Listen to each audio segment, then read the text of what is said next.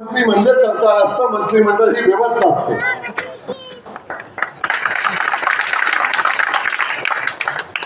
तेव्हा या राज्यातला प्रत्येक प्रोजेक्ट हा मुख्यमंत्र्यांच्या सहीने मंजूर होतो.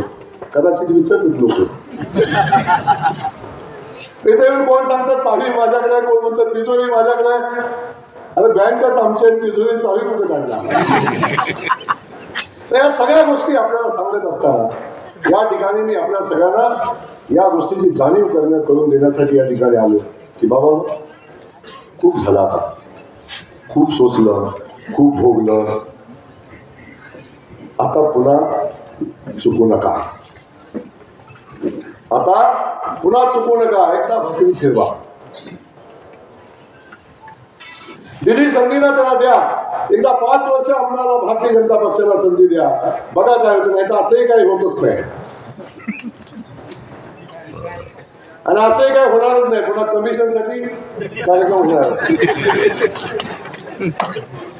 पुन्हा सगळ्या कमिशनसाठी कार्यक्रम. आणि 2 गडी आता रुबायचे नाही एकमेकांना. त्यांनी ठरवून टाकले, मी नाही तर तूही.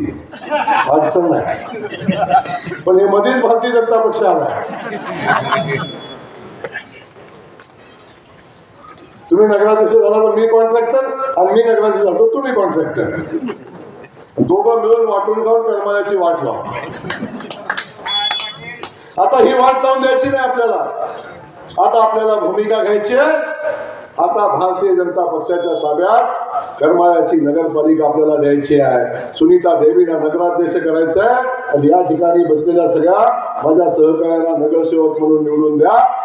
या सगळ्यांची जबाबदारी, सगळ्यांच्या वतीनं जबाबदारी घेण्यासाठी मी तुमच्याकडे पालकमंत्री म्हणून आलोय. मी आतापर्यंत बोललो नाही मी कुठली नगरपालिका दत्तक घेईन. पण आज करमाळकरांना सांगतो, सुनीता देवींना आपण नगराध्यक्ष करा. पालकमंत्री म्हणून जयकुमार गोरे करमाळ्याची नगरपालिका दत्तक घेईल आणि या नगरपालिकेच्या विकासासाठी जे लागेल ते सगळं देईल. हा शब्द या निमित्तानं कुठली देवी म्हणता तुम्ही?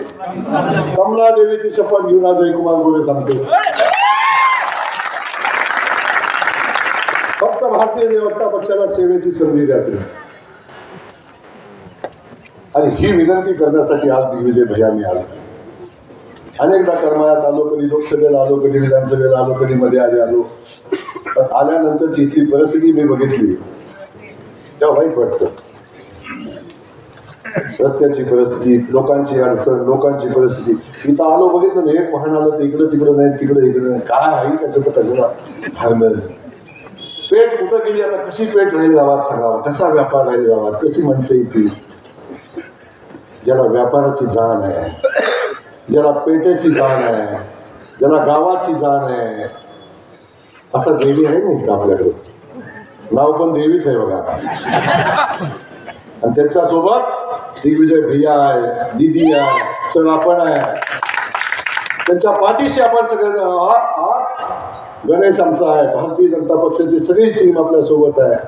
आता आपण सगळे एक दिलानं काम करतोय आणि करमाळा शहराच्या विकासासाठी आणि सगळे मिळून संकल्प करून काम करू हा शब्द या ठिकाणी आपल्या सगळ्यांना देतो. माझी पुन्हा एकदा हात जोडून करमाळ्याच्या जनतेला विनंती करतो, आपण सगळ्यांनी मिळून भारतीय जनता पक्षाचा